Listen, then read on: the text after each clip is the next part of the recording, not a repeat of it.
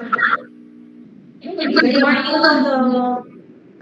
so 29 in the Google Meet, and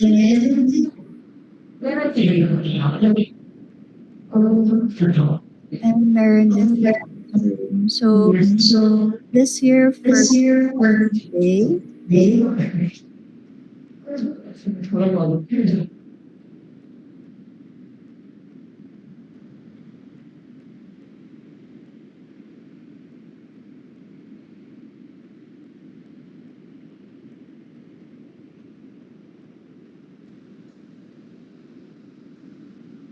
okay, so sige, we'll start in 2 minutes para everyone can come in. Please message your classmates if they're not online yet.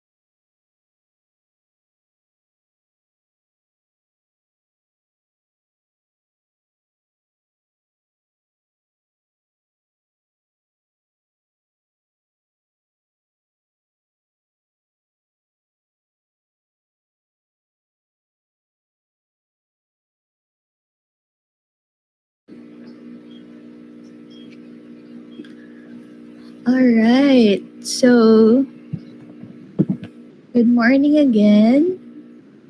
I hope you guys are doing well today. So, sige. Ready na ba po? I see a lot of hearts. So, I think we're ready to start. All right. So, for today, we will be discussing the communication and active listening skills. In particular, we will also be discussing the CEA or the Catharsis Education and Action. So, ito na yung kinukwento ko sa inyo before na isang counseling skill that can be very, very useful whenever we're talking to patients.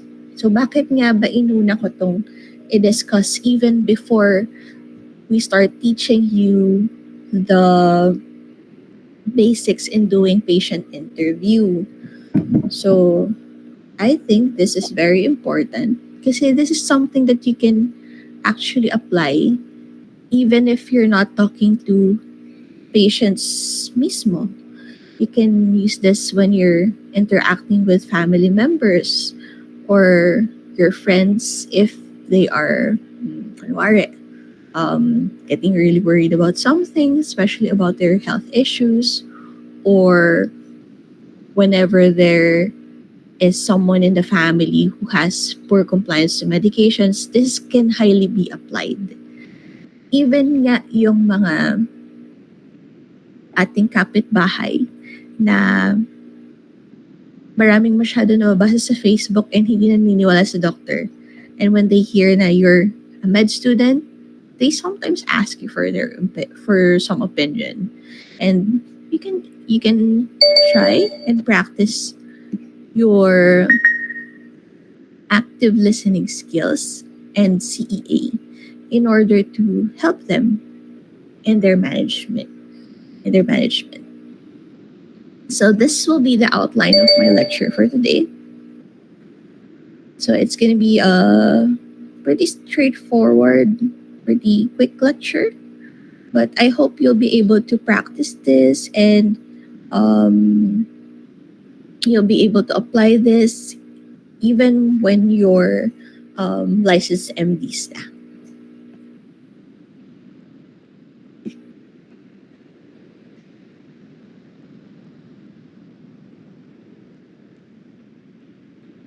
Okay.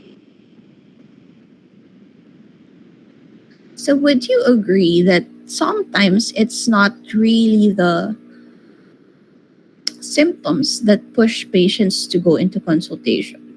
Sometimes it's the anxiety that motivates them to seek consult.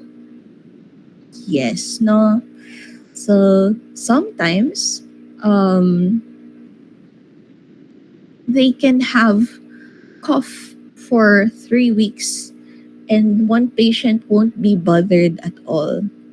And they'll think it's just normal until at some point someone urges them to seek consult or minsan may marinig sila um, about COVID, about TB, and then they decide to seek consult.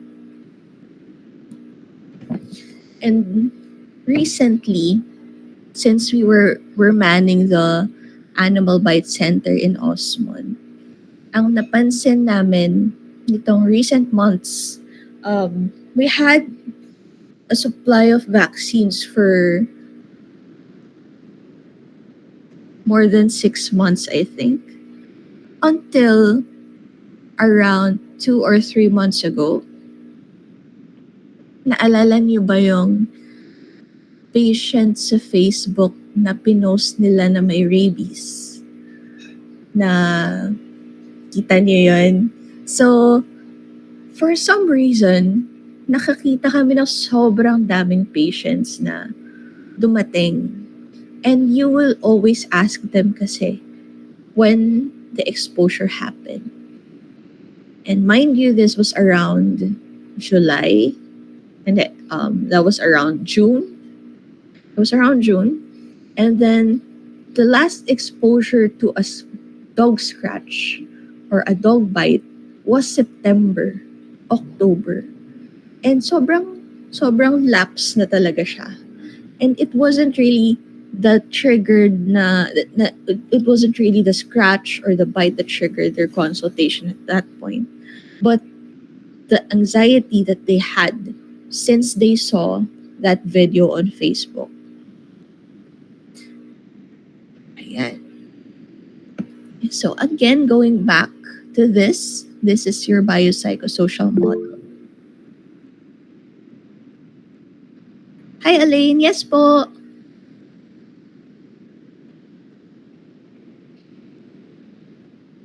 Elaine, were you raising your hand?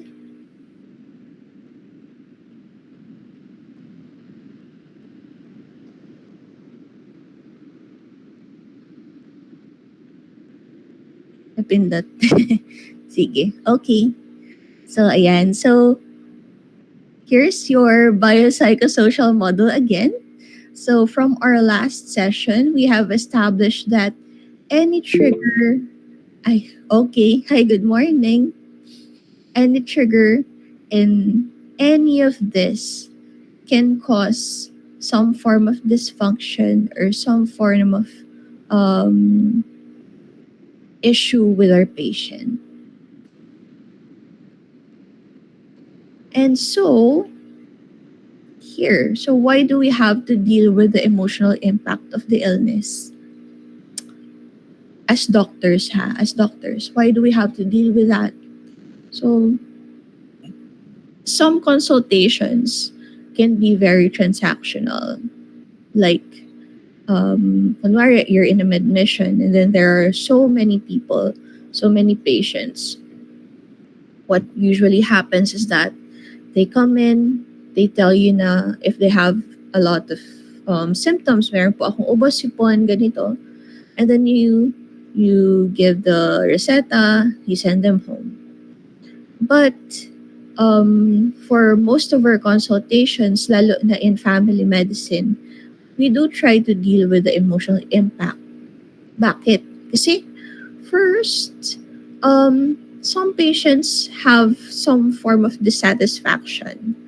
Nararamdaman nila na parang, yun na yun, tapos na yung consult.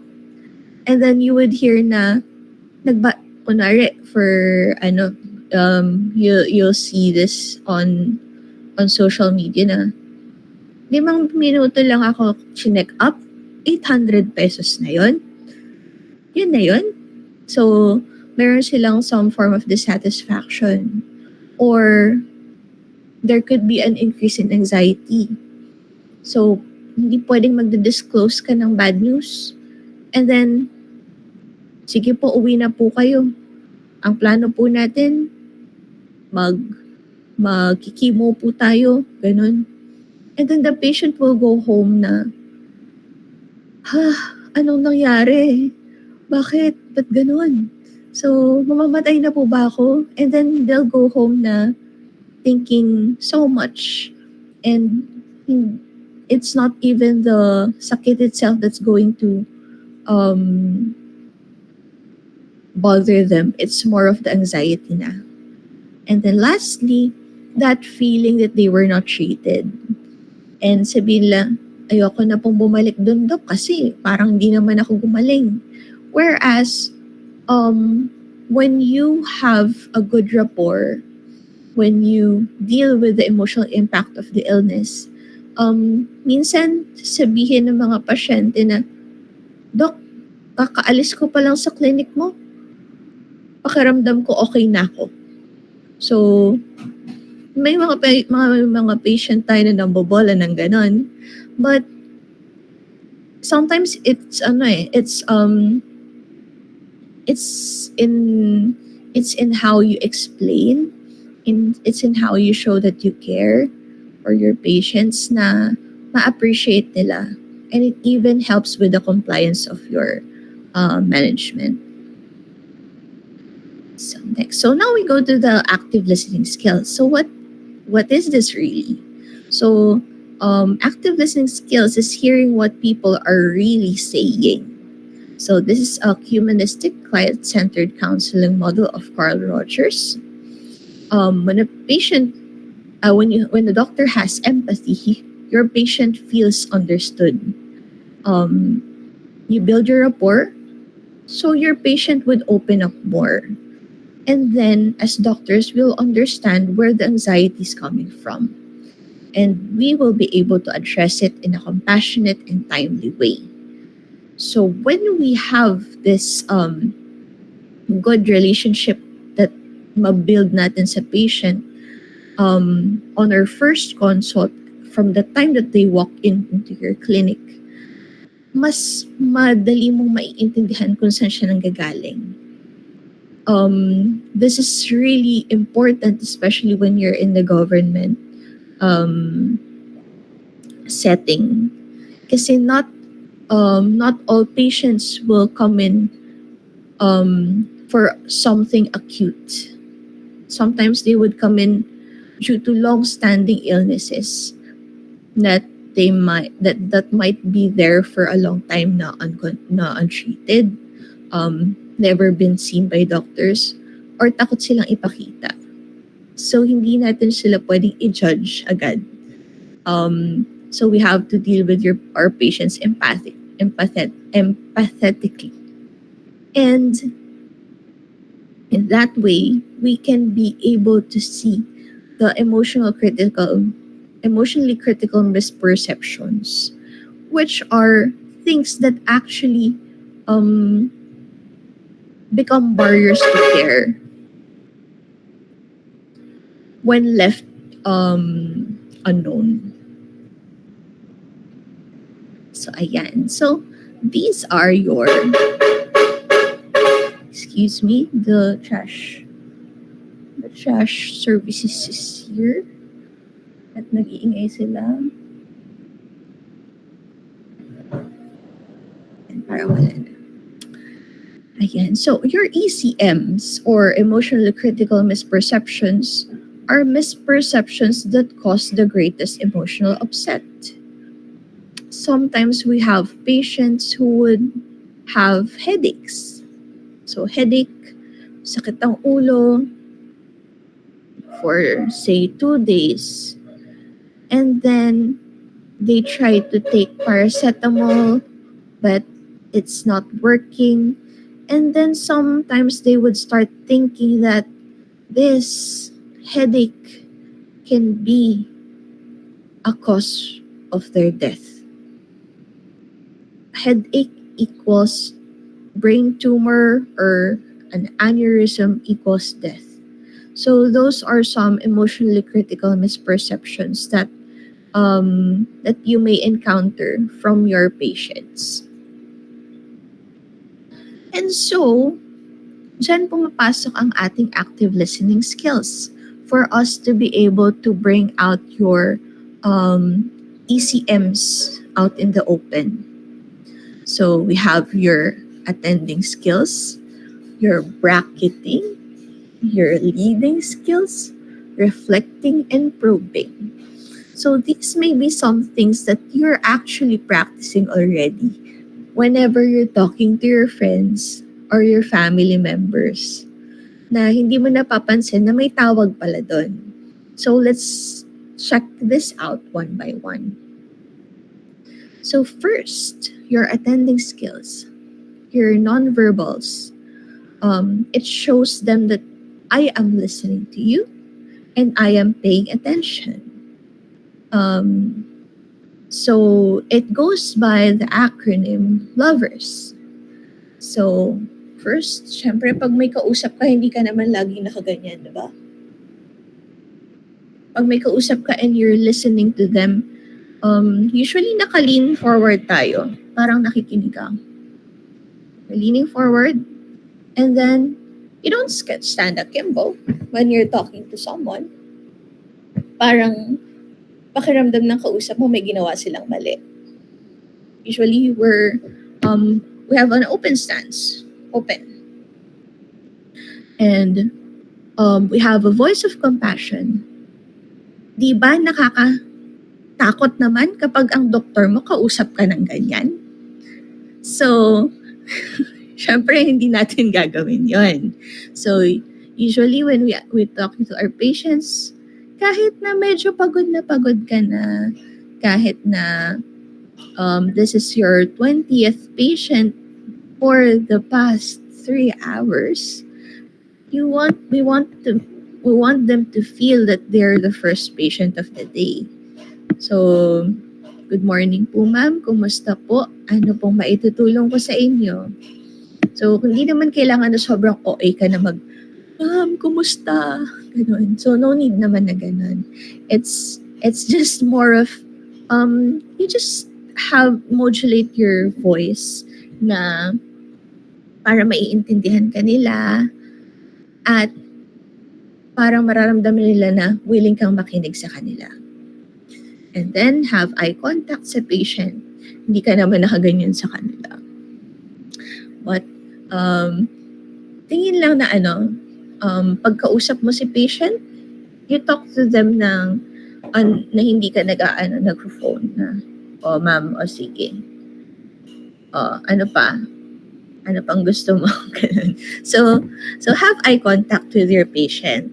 So, ma'am, kumusta po? Ako po pala si Dr. Garcia. Ano pong maitutulong ko? So 3 buwan na po kayo hindi nakakatulog. So, ganun. So, para din makita nila na nakikinig ka sa kanila. And then we have to be relaxed. So, hindi pwedeng si Doc na pupuntahan ni Ma'am is mas agit pa sa kanya na para, Ma'am, ano nangyari sa'yo? Bakit ganyan? Ano nangyari sa'yo, Ma'am? So, hindi naman tayo ganun kahit nasa ER. I know that there may be some times in your training pa lang, during your clerkship and internship na baka ma-rattle ka on your first encounter with your patients. Pero try to be relaxed as possible, as relaxed as possible. And then we sit at an angle. So some patients do not respond well when you're in front of them. So kaya kung mapapansin nyo ang tables ng doctors, if this is your doctor's table, you're here, our patient's seat is not like that. Parang nang i-interrogate. Usually, it's here. So merong angle for them to be able to turn to you to listen. And at the same time, if they can't, if they're trying to disclose something and then they can't really say it na naka-direct sa'yo, they can still look away for a bit and then tsaka pa lang sila magsasalita. So that works a lot better than yung parang face-to-face na minsan parang nasa-threaten sila. So I have some photos here and tingnan nga natin kung sino sa kanila ang mukhang maganda ang pinaka-interaction sa patient. So this is A, B, C, and D. Sinong doctor dito? Based on what we learned in the previous slide about the lovers, or yung lean forward, open stance, having voice of compassion, di natin rinig, but yung other aspects niya, yung having eye contact and having a relaxed stance and sitting in an angle. So, sino dito kaya ang may pinaka-ideal na setting sa patients nila? So, this is A, B, C, and D. So, you can type it in the chat box. B, okay. D, B, D, B, D. Medyo hati, no? Okay. Alright, sige. So, medyo hati tayo sa B and D. So, this is si A, no? The photo A is parang not ideal, no? Kasi parang halos nakaupo na siya kay Doc. So, that's definitely a no-no. Because you want to avoid any lawsuits. Yan. Si C naman, so you can see naman dito na maybe Doctor is just really trying to close the gap between her and the patient. So, and baka may pinapakita talaga siya na sa harap ni Ma'am. So, pwede, okay. Si letter B, so parang pasok naman siya doon sa lovers na acronym natin. Mga naka-lean forward naman siya, medyo open stance. Pero if you would compare yung si Doktora in letter D and letter B, ito parang medyo galit na si Doc. Baka may nasabi yung patient na nakagalit sa kanya. So, sometimes, minsan parang hindi naman din natin mapipiligilan yung mukha natin. But as much as possible, we try to to bracket yung mga emotions natin and and avoid ng parang nanlilisik yung mata natin kay patient. Pero tama naman kasi talaga, nag-eye contact naman. Pero buti na nga lang itong pandemic, naka-mask, no? Hindi nakita talaga kung minsan nakasimangot na si Doc or pagod na. Or yan. So, B&D is pwede, but if we're going to check for the best answer, siguro ito. So, makikita mo yung niya, pag lean forward niya, na medyo nakaganon siya, as you can see. So, I guess baka ito yung naging point of confusion natin. Kasi, di ba sabi natin open stance. But, mukhang may ine-explain siya eh. From what you can see naman, mukhang maayos yung rapport nila dito sa encounter na ito. And they're sitting at an angle as well. So, ayan. So, now that we're done with your attending skills, let's go to bracketing. So, what's bracketing ba? So, bracketing is setting aside your own thoughts, feelings, and judgments that detract from empathizing with the patient. So, this is a mental skill, and our goal here is to avoid bias and see the world in the patient's point of view. So we are going to deal with so many patients, so many different types of patients throughout your practice. Meron kang may encounter siya na minsan parang ang mga pinagsasabi nila, it may be different from our practice, from our beliefs.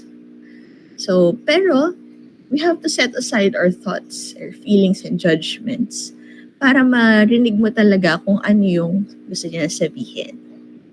So, some examples here could be first, ito. For example, this doctor encountered a 24-year-old male patient who came in due to sabihin natin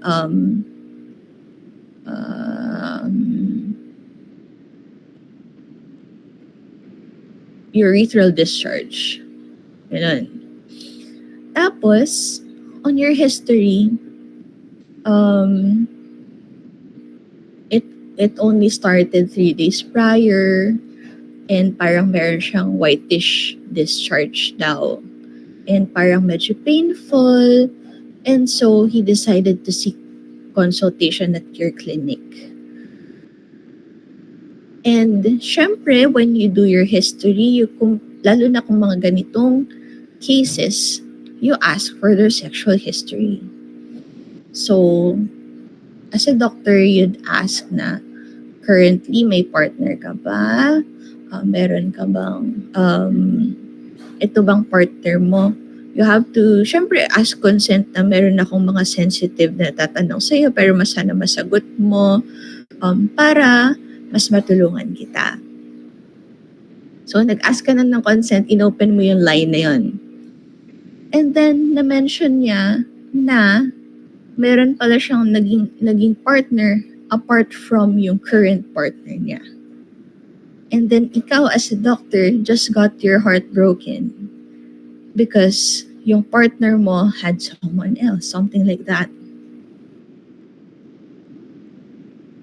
If you're a regular person, magkakaroon ka ng bias na parang, yan kasi, ganyan talaga nangyayari pag nag-cheat, mga ganon. So, magkakaroon ka ng bias doon sa patient na yon. And, imbes na matulungan mo siya, ma-treat mo siya, well, I guess you're still gonna do what you're supposed to do because that's what you swore to do. when you get your license, to treat mo siya. Pero nandun yung bias na parang, sige sabihin mo sa nurse, sige ma'am, injekan mo sa puwet. Yung mga ganun. Dahil hindi ka nakapag-bracket ng sarili mong emotions. Second example, yung mga patient natin na parang dumadating na parang galit. Na parang, Dok, nakita ko sa Facebook, parang kailangan ko daw magpa-check ng sugar kasi ihi ako ng ihi. Tapos, lagi akong uhaw, lagi akong gutom. Sabihin nilang ganun. Pero Dok, pag bibigyan mo ko ng gamot, wag metformin ha. So para ikaw ba? Si sir naman. Syempre, isipin mo, bakit naman meron ka agad na ganyan judgment? And hindi pa nga natin establish if yung kailangan mong treatment, hindi pa naman natin establish diabetic ka. So, ikaw na parang as a doctor, parang since iba yung beliefs niya na sinasabi niya, sa beliefs mo or sa mga natutunan mo, pwedeng magkaroon ka ng bias na parang, ayoko nang kausapin tong pasyente na to. Without even asking kung ano ba talaga yung kinakatakot niya sa metformin or anong kinakatakot niya about his symptoms. So that's something that we have to really avoid. And pangatlo, an example, what if you have a patient who's already terminal and you encountered the same issue or the same problem with your family years ago? I know it's not going to be easy for you to bracket na mababreak yung heart mo when you deal with patients like that, especially if it's a chronic disease, it's a chronic illness, or a sudden heart attack, a stroke, cancer. Mahirap siyang tanggalin sa sarili mo na parang ikaw din is nagigiba when you see that patient, the terminal. Pero you still have to really set aside your feelings.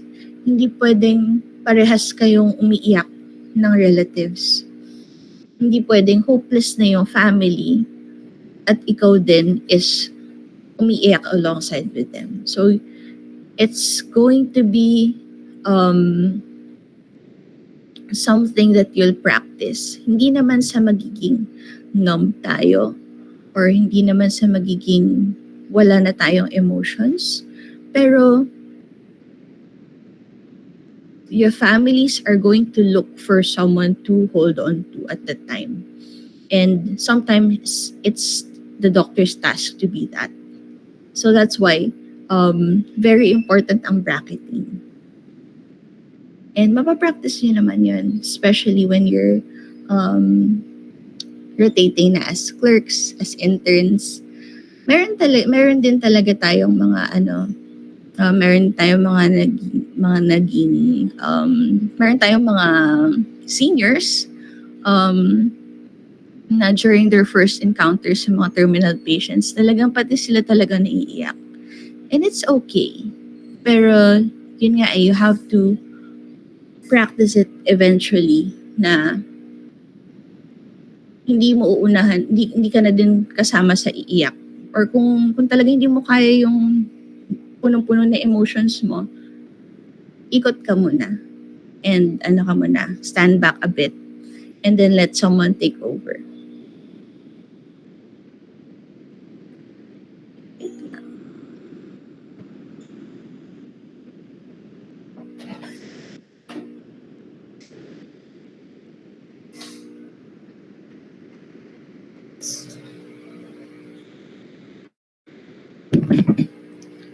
Alright.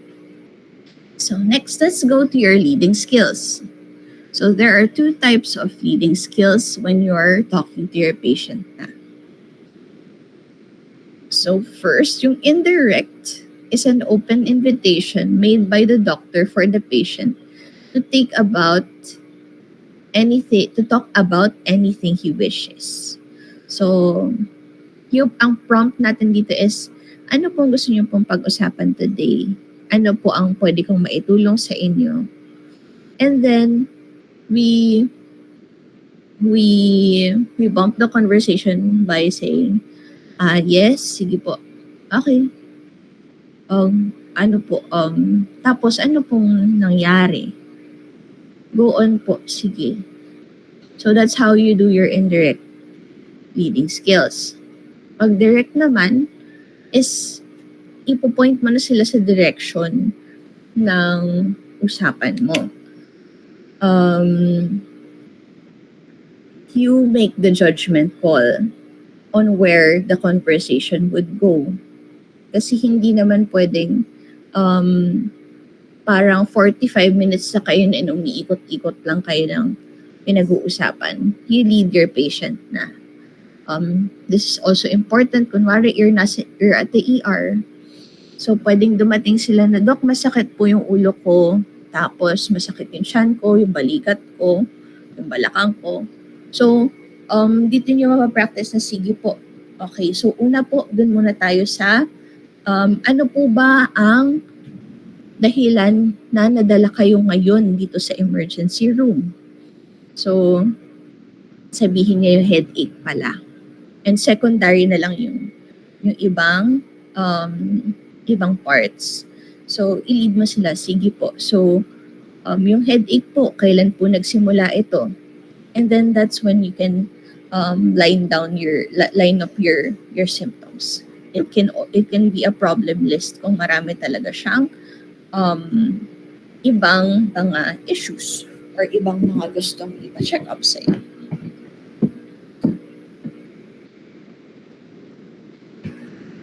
Okay. So your conversation here, kung hindi man siya about a current symptom, it can be on kung ano man yung concern ng patient mo for the time being. And you lead them, una, pwedeng where the feeling is greatest or most intense, or pangalawa, pwedeng yung pinaka-important issue mo, yung isa-save mo for the last. Kasi minsan yun yung magsistick talaga sa kanila after your consultation. Next, your reflecting skills.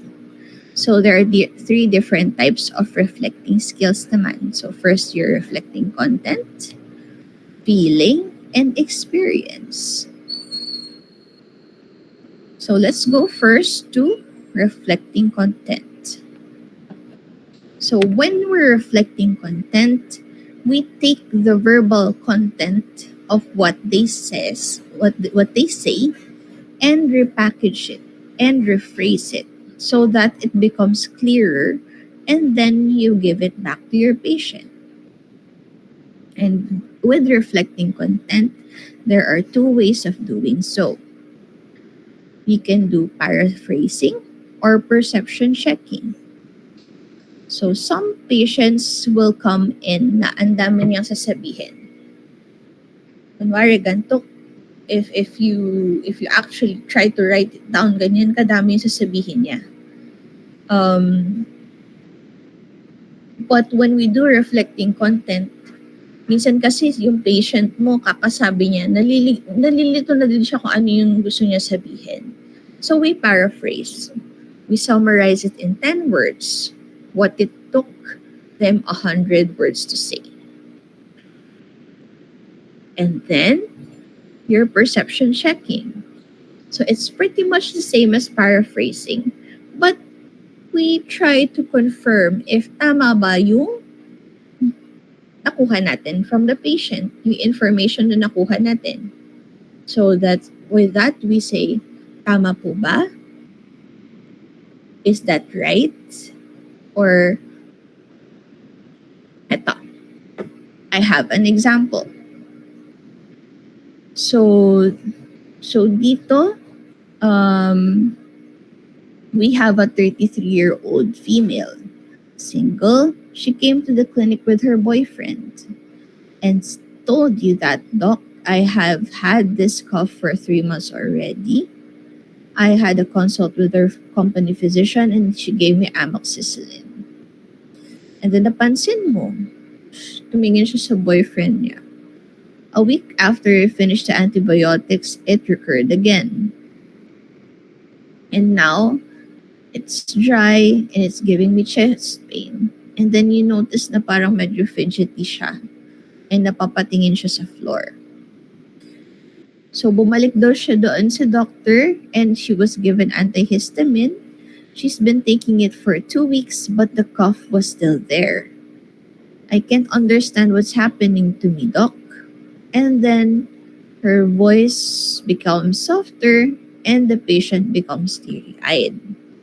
So when we try to practice your reflecting skills, especially your reflecting content, so as you can see, medyo mahaba na yung naging transcript of what she says. But here, you can see that when you paraphrase, you summarize what she told you. And eto siya. So, pag binalik mo siya sa pasyente, it will go like this. So you're saying that you have had your cough for 3 months already and it still has not resolved even after taking antibiotics and antihistamines. Period. Pero, when you do perception checking, tinatanong mo siya, kino-confirm mo. Ma'am, so you're saying that you've had the cough for 3 months na and hindi pa siya nare-resolve even after taking antibiotics and antihistamines? Tama po ba? The only difference here is that you construct the sentence as a question. It can be, you can add the tama po ba? Is that right? Or even just this tiny switch dun sa voice mo na tinatanong mo, na kinonstruct mo siya as a question, can be the difference between your paraphrasing and perception checking. So wala namang tama at mali sa pag-reflect ng content dito. It's how you, it's going to be in how you manage to talk to your patient na eh. So next. So that's for your reflecting content. So okay pa tayo? Okay pa guys? Kaya pa? Okay. So next, your reflecting feeling. Thank you. The doctor will articulate the feelings for the patient. Reflecting feelings have therapeutic purposes. First is that it makes the patient aware of the emotion. These unarticulated feelings have somehow a way of taking control of the behavior. And the patient feels more understood if the feelings are accurately reflected. And it's important for you as a doctor counselor to realize that feelings are neither right or wrong. So from our encounter sa patient kanina,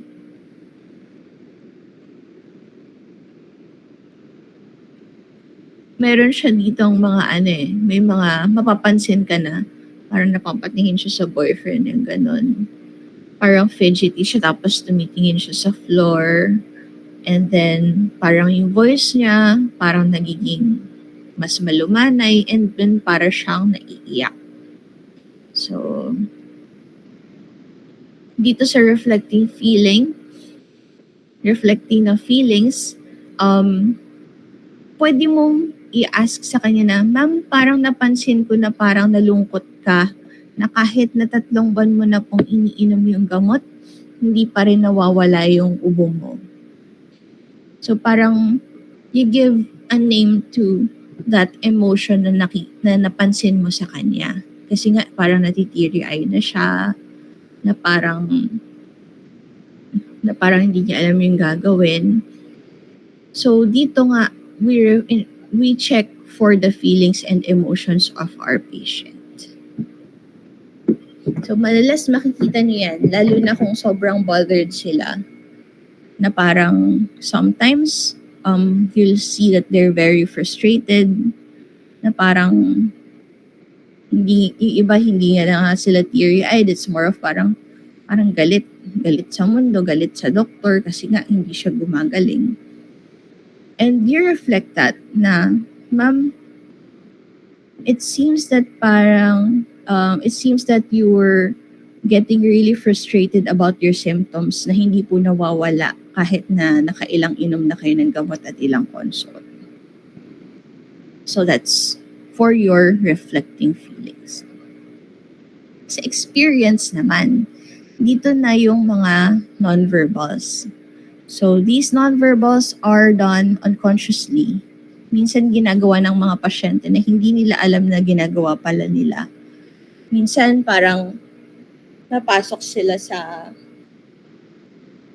clinic pa lang na parang isasara nila tapos titingin tapos isasara. Minsan parang makikita mo sobrang fidgety nila, nagpa-crack ng knuckles nila, parang nagkakamot ng kamay, na parang hindi sila aware until you point it out to them. Ang important dito is they may be able to gain some insight if they become aware of the feeling or perception about behind the gesture. So for this patient kanina, you reflect to them yung mga napansin mo na, ma'am, napansin ko po kanina na parang nung nag-i-explain kayo na parang medyo napahina yung boses, parang naiiyak po kayo. Pwede ko po bang malaman kung bakit? Kung bakit parang sobrang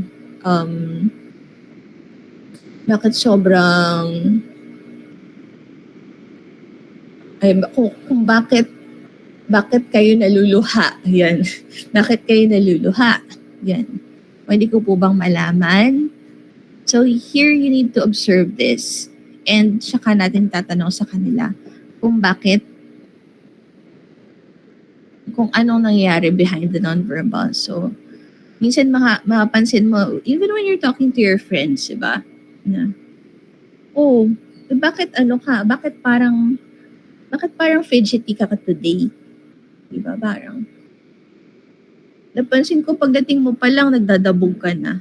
Yung mga ganon. Diba? It's something that we usually do when we're encountering our people that we know or mga kapatid nyo. Bakit parang kanina ka pa hindi mapakali? Yung mga ganon. So that's part of your reflecting experience. Alright? Clear tayo so far? Oxpa? So yan. So we have reflecting content, reflecting feeling, and reflecting experience. So here, I have another example. So yan. So we have a 45-year-old male who walks in the office, sits down, then stands up again and looks out the door where his wife is sitting. He shuts the door and sits down again. And then he told you, Doctor, a month ago, I had this sore throat. So I went to a doctor and he gave me penicillin for it. So I took it for 7 days and it went away. But a week later, I had sore throat again. You noticed that he shifted in his seat and he looks down at the floor. And he continued his story. The doctor gave me amoxicillin this time, and it took it, and then the sore throat went away. But a few days ago, kinuha niya yung hanky niya. Tapos, ginaganon-ganon niya. The sore throat came back. His voice becomes softer, and parang napapailing siya. I just can't understand what's happening. So here, as a doctor, I have some dialogues here na sasabihin ng doctor mo. And let's see kung anong type of reflecting skills ang ina-apply dito on each of the dialogues. So first, I noticed a while ago, sir, na you looked out at the window at out the door at your wife, then you shut it. Could you tell me what was behind that action? So, pag sinabi ng doc, anong type of reflecting skills ang in-apply niya?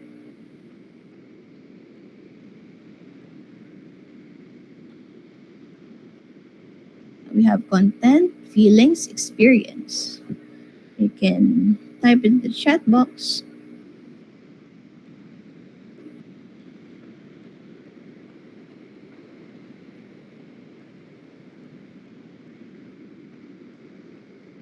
Hello. Reflecting feeling, experience, or content.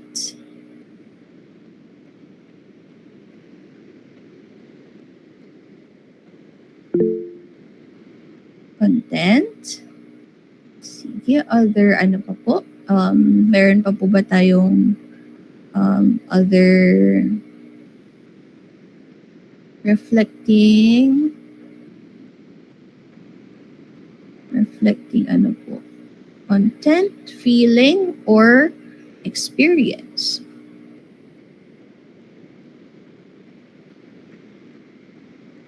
Experience. Okay, meron pa ba? Or okay na?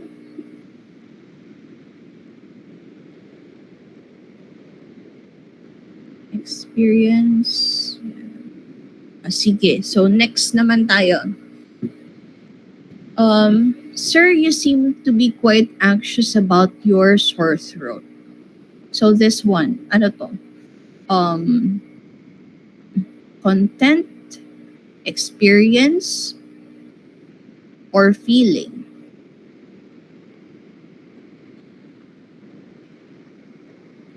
Experience, then sige, feeling, okay. Sige, okay. How about this? Etong last two ko are reflecting content. But tell me if it's paraphrasing or perception checking. This is the third time you had a sore throat within a month, and you can understand why it keeps coming back. Is that it? Is it paraphrasing or perception checking?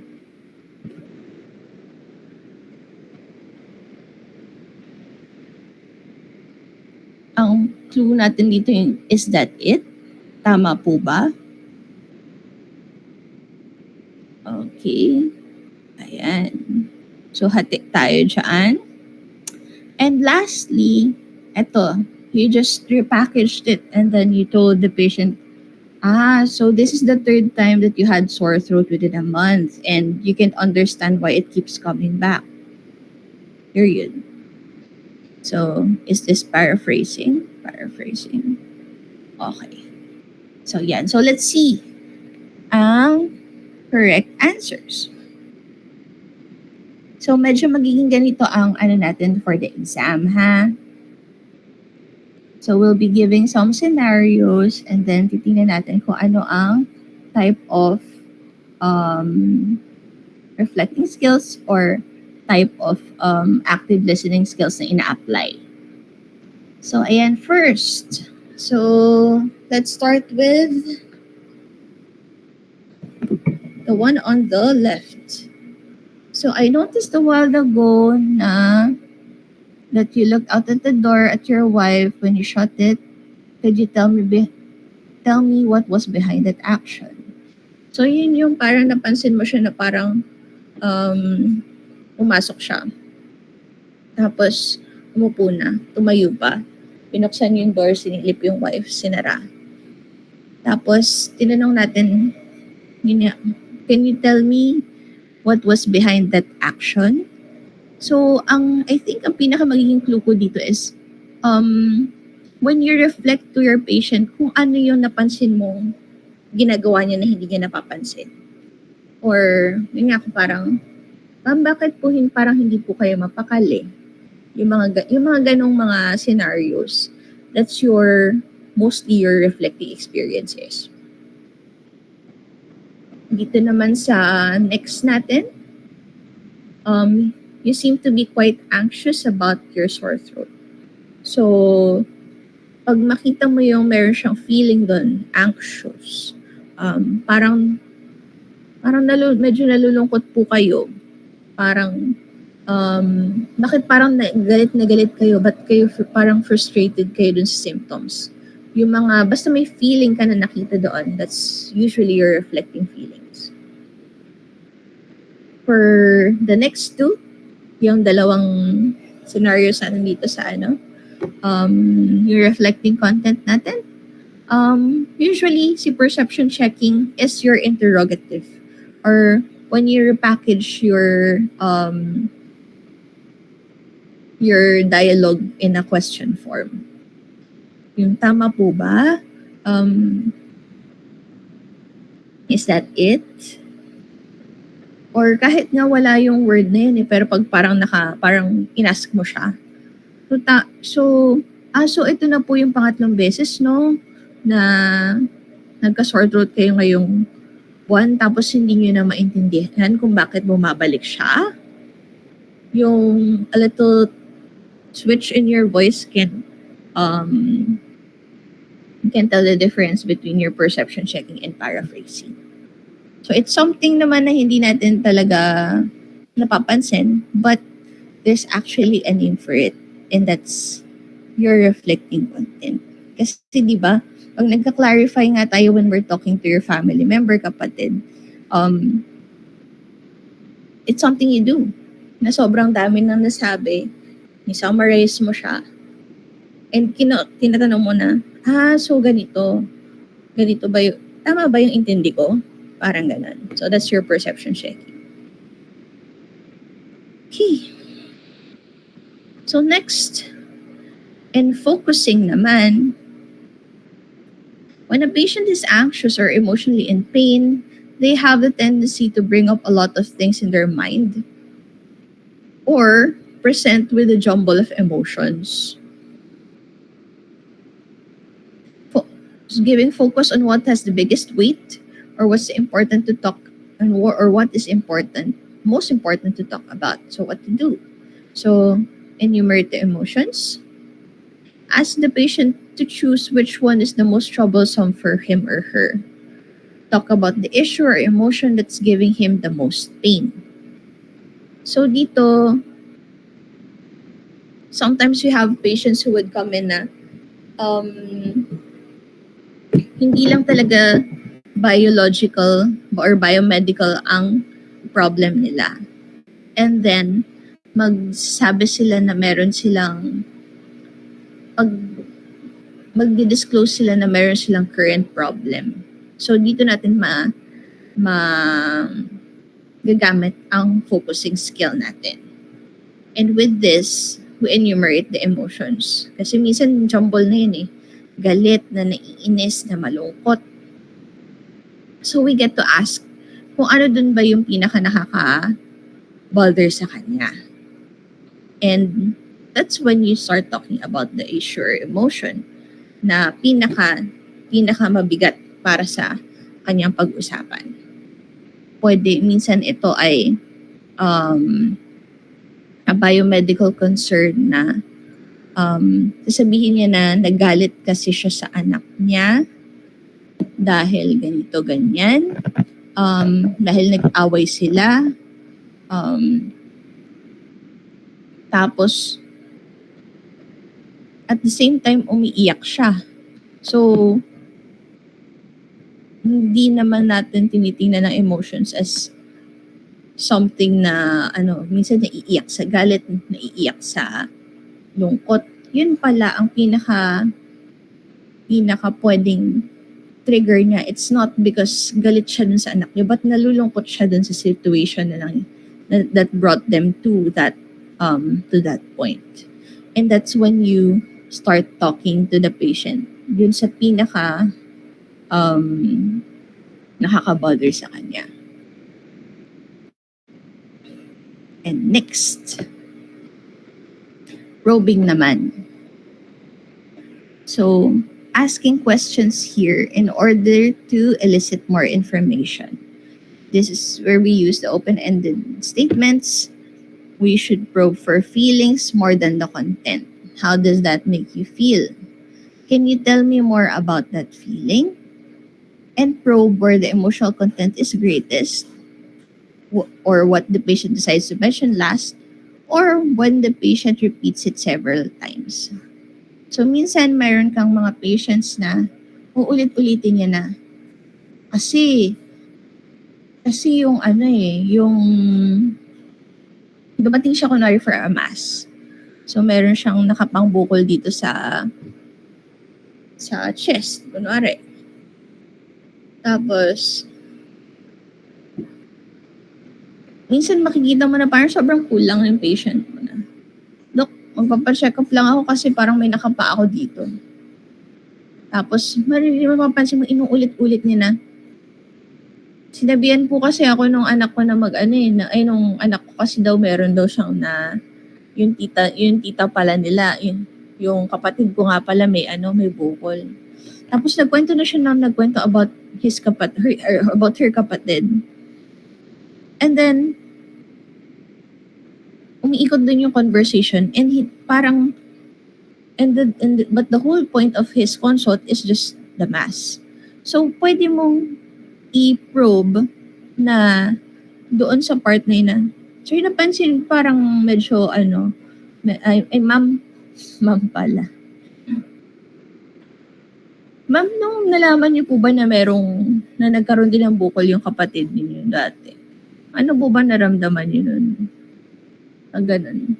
Kasi parang inuulit-ulit na niya eh. So medyo nagkakaroon sa fixation doon. And you would, at the back of your mind, you'd think na baka meron din, baka naging factor din to sa anxiety niya kung bakit siya nag-visit dito. And pwede kang pumasok dito sa CEA mo from that part.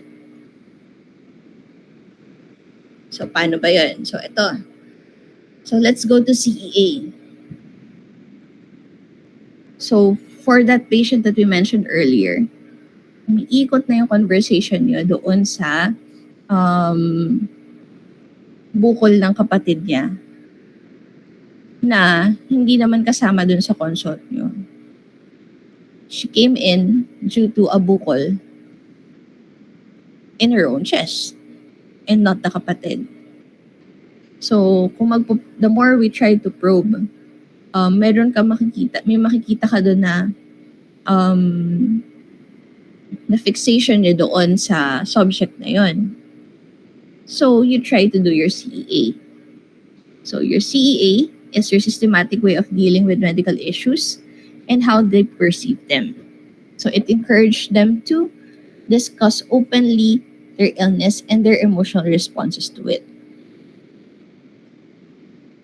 Kasi the greater the anxiety, the less chance there is for your explanations to be understood. So, isipin mo, mag-explain ka about her bukol, but the patient is still fixated on the cancer that the sister had. So, uuwi yan na i-confirm mo na meron siyang bukol na itetest nyo pa naman, i-ultrasound or i-mammogram pa natin. Pero uuwi siya thinking na meron din siyang breast cancer. And hindi niya na maiintindihan yung mga in-explain mo na we're going to do this and that and this is our plan kung hindi natin na-relieve yung anxiety na yun.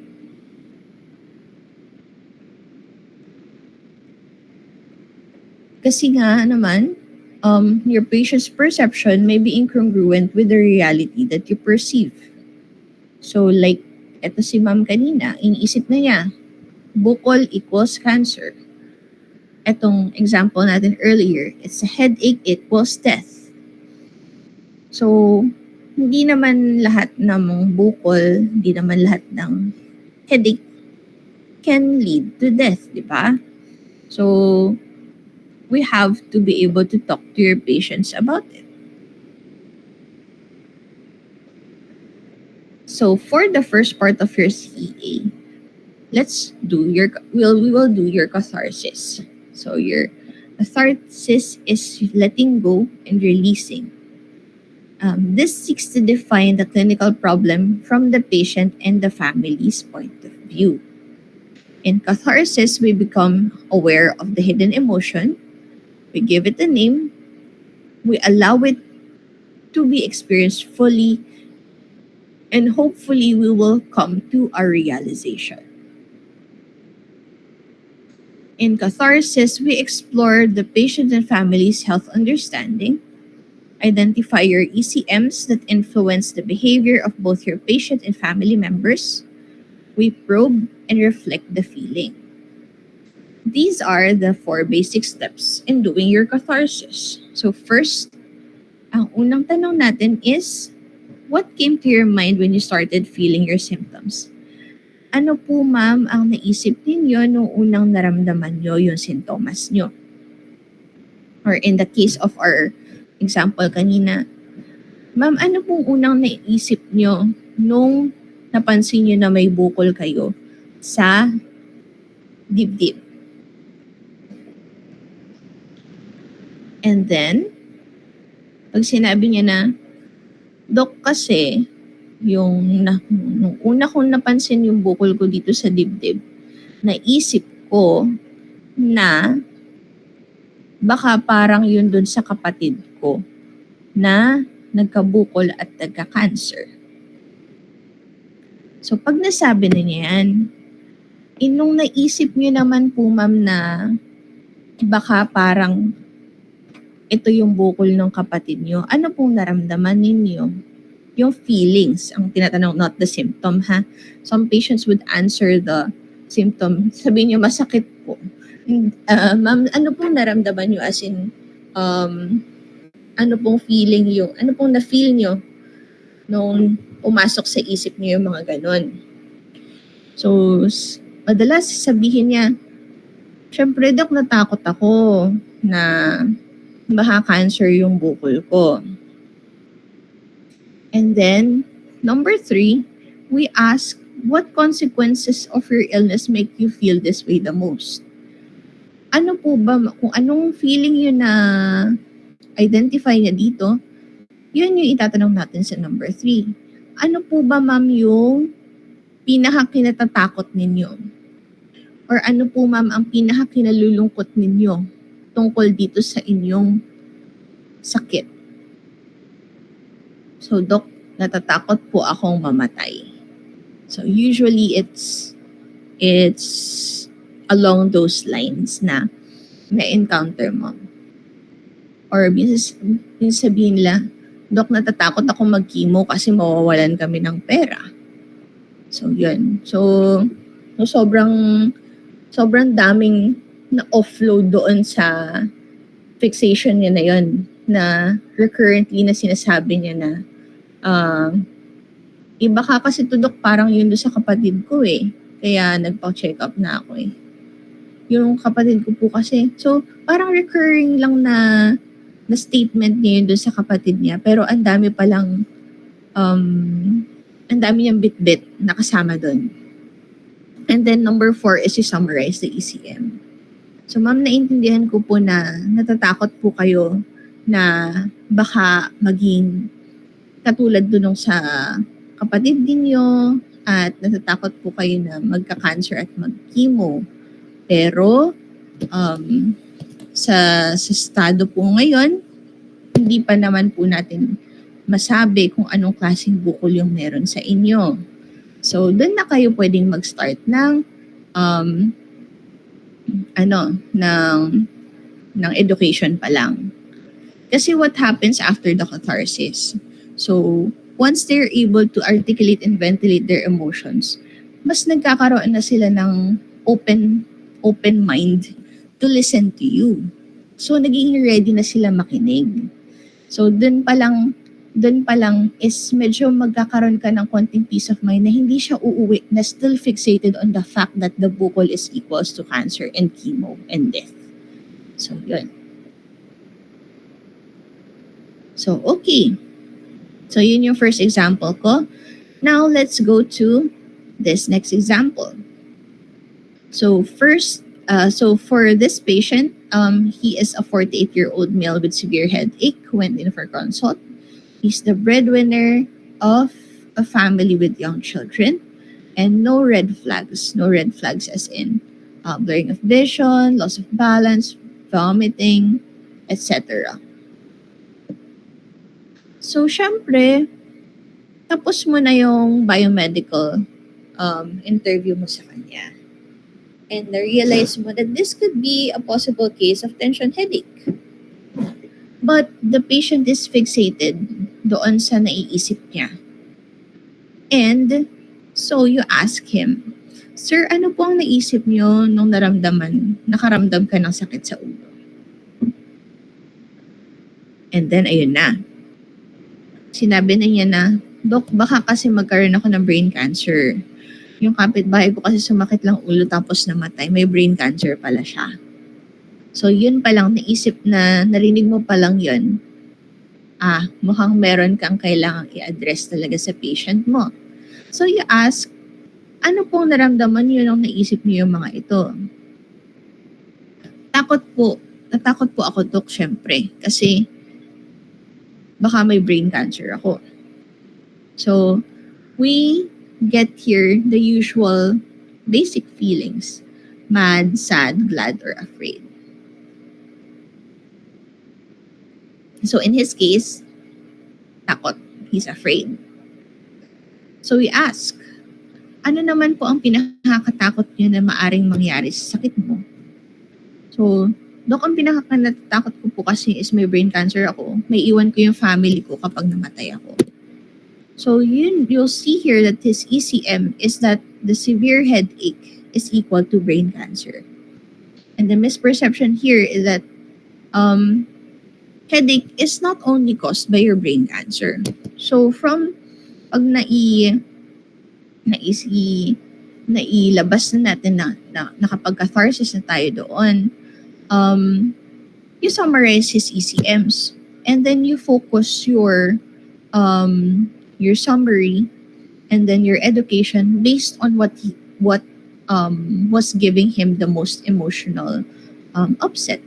So, in this case, pwede mo sabihin when you summarize it na naunawaan ko po, sir, ang pinanggagalingan ng takot nyo, na naisip nyo po na pag masakit ang ulo, pwede magka-brain cancer. At natakot ka dahil pwede ka mamatay at maiwan ng mga anak mo. So, you make the patient feel na naiintindihan mo na hindi lang siya hindi naman siya yung hindi niya ma-feel na he's just really anxious and he's becoming delusional na ito yung reason ng niya na may brain cancer siya talaga. And from that summary, you can do your education na. And you start with that. Na masasabi mo dito from your education na naintindihan ko po, sir, na natatakot kayo na ito ay brain cancer. Pero hindi po lahat ng sakit ng ulo ay dahil dito. So base po sa inyong mga sintomas na na-mention nyo kanina, ang sakit ng ulo ay pwedeng natatrigger ng ganitong situations. Yun pala, blurring of vision lang dahil eye strain, ganun. So, focus ka doon. And once you address this, you can discuss your pathophysiology na. And then your pharmacology. So, you can start making your plans with the patient. So, since kayo po pala ay matagal na nasa harap ng computer, siguro po it's best for us to check na din kung baka medyo nag-iiba na po yung grado ng mata na pwede pong mag-cause ng inyong sakit ng ulo. And bibigyan ko po kayo ng gamot para dito. And then, ensure mo din yung lifestyle changes, syempre. And hopefully with that, hindi na siya uuwi thinking na yung sakit ng ulo niya is still because of brain cancer. When you do your education, basta make sure to speak in the language of your patient. The power of analogy in explaining complicated things should not be underestimated. And reminder is that hindi sila most of our patients do not speak the EBM language. And of course, your ECM may only be marginally related to your pathophysiology and pharmacology. So, yun. So, pag nagsabi tayo sa patient, nag-usap tayo ng patient natin, hindi naman natin sila lulunurin sa medical terms. Kasi baka pag nalunod sila sa medical terms, isa-search din nila yun online, and then their anxiety will just heighten. And we can cite some percentages, pero hindi naman natin sasabihin na based on the journal by blah blah et al, the main cause of headache in ganito. I-explain mo yun sa kanya in a way na mas maintindihan nila. And next, after your education, you as a doctor should propose the action plan and make sure that your ECM has been addressed already. So your action and action plan is based on the misperception. And syempre, when you do this, you still use your active listening skills. For example, so ito,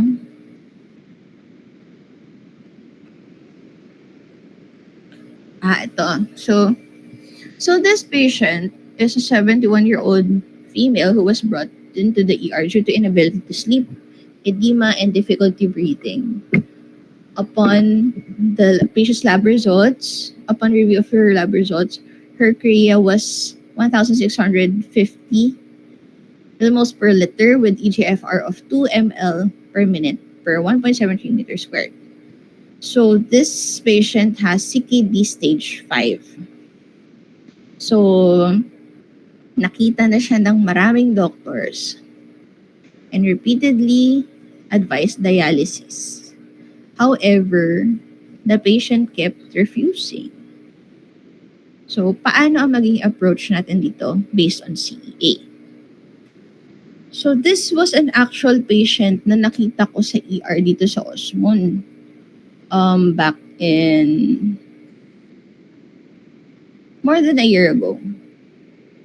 So, wheelchair bound. Tapos, hindi siya makatulog, manas, nahihirapan daw siya huminga. So, ito, outright, sinabi niya,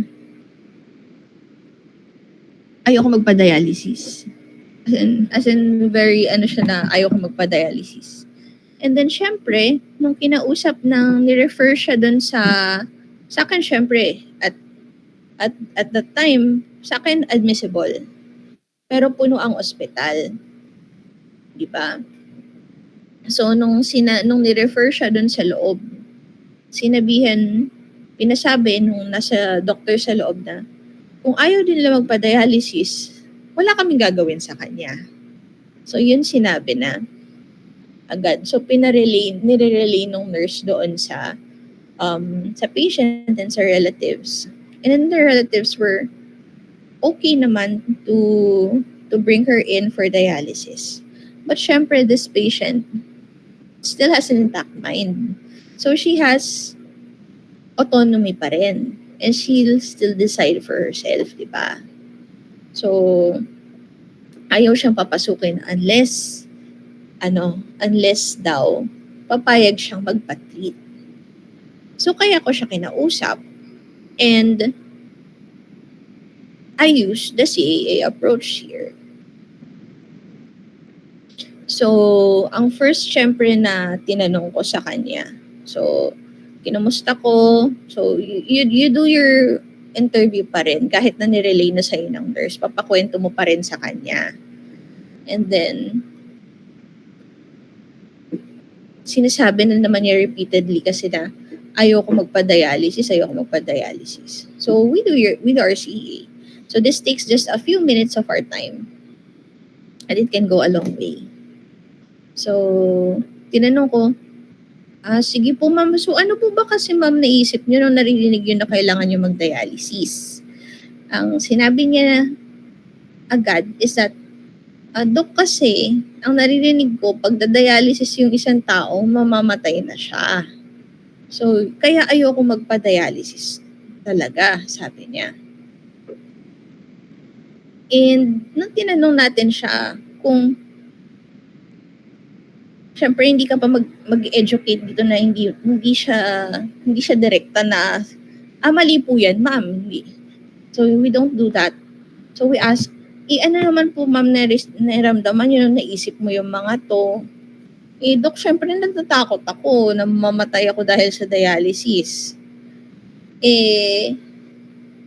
Ano po bang pinakakinatatakot niyo? Ang kulit, no? So, sabi, yung pala, ang kinakatakot niya talaga is that ayaw daw niya gumastos pa yung family niya kung mamamatay lang din naman siya. So parang yun yung pinaka na kita nating emotion is that natatakot daw siya. And dialysis is for those who are dying. And she doesn't want her family to spend anymore if she's just gonna die. So, syempre, when we do our summary here,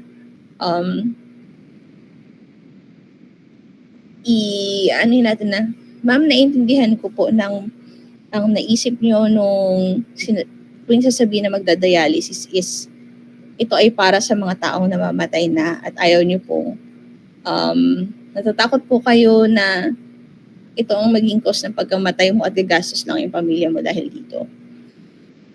After you do your summary, you do your education. Pero, ang dialysis po ay isang life-saving measure na ginagawa natin para po sa mga pasyente para malinis ang kanilang dugo. Lalo po sa inyo, ma'am, di ba sabi niyo po, nahihirapan kayo matulog, manas kayo, hindi kayo makahinga. Pwede po kasi, ma'am, yung mga sintomas na yun is dahil nga medyo nagkakaroon na ng lason yung inyong dugo dahil hindi na mailabas ng inyong bato. So, you focus, you go around that area na ine-educate mo siya, nire-relate mo siya dun sa symptoms niya. And at the same time, inatanggal mo yung perception niya na para lang siya sa mamamatay. But you can tell them na syempre na meron pa ring mga pwedeng makapagtulong na mag-prolong ng life or maging mas comfortable siya when we do the dialysis. So, yun. So, there. So, at itong patient naman na to, syempre hindi siya agad-agad nag-agree na pagka-educate ko is that, sige dok, pasok na ako. Hindi pa. So, syempre binigyan ko siya ng action plan at that time na, sige ma'am, so kung sakali po na mag-decide kayo, ganito po yung gagawin natin. Papasok po kayo dito sa loob ng ER natin and then lalagyan po kayo ng ano. So nakinig naman siya. Pero it took siguro mga 20-30 minutes more. Nakausap niya yung family niya before siya nag-actually decide to ano. Pero binabalik-balikan ko siya to check syempre yung VS niya, kung okay pa ba siya, hindi pa ba siya nagka-critical at that time. Pero eventually, pumayag na. Pumayag naman siyang pumasok and then nagawa naman yung dialysis. And I think she was able to go home naman. Pero yun nga lang, since 2 na lang ang EGFR niya, tuloy-tuloy na yung dialysis niya. Pero nung pag naman, after daw nung session, komportable naman na siya. So kung hindi man natin siya mapapromise ng complete healing at that point, but at least na-improve natin yung quality of life ng patient. And it takes just 10 minutes, 5 to 10 minutes with the CEA, with building your rapport with the patient para matulungan mo silang mag-comply doon sa planned management mo. And yeah, this is something that you can practice, something you can do for your patients as well. Or kahit din nga sa mga relatives, friends yun na parang poor ang compliance. And hopefully, when you have your own practice na, you can still apply this. So I think that's it for our lecture for today. Thank you for listening. Meron po ba kayong any questions?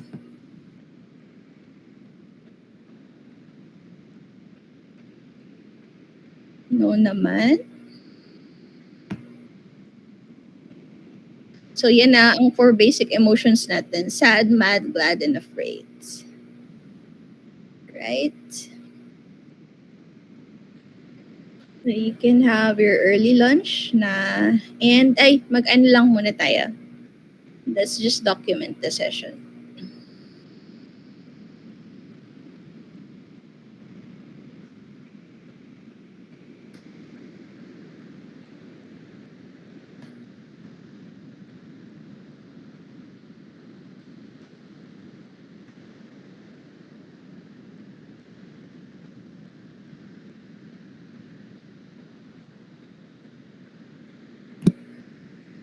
Okay.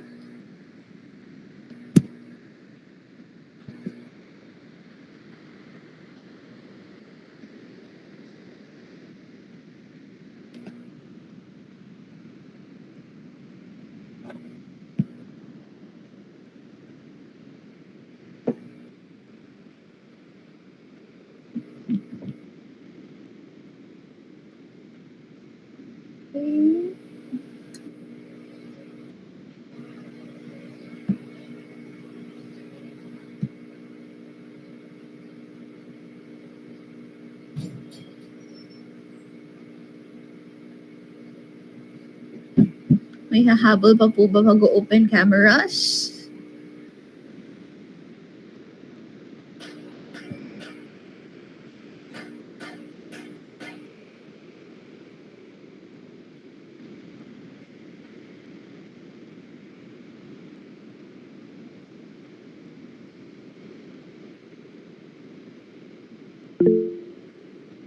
Sige lang, go lang. Sige. Alright, so 1, 2, 3. Alright, thank you.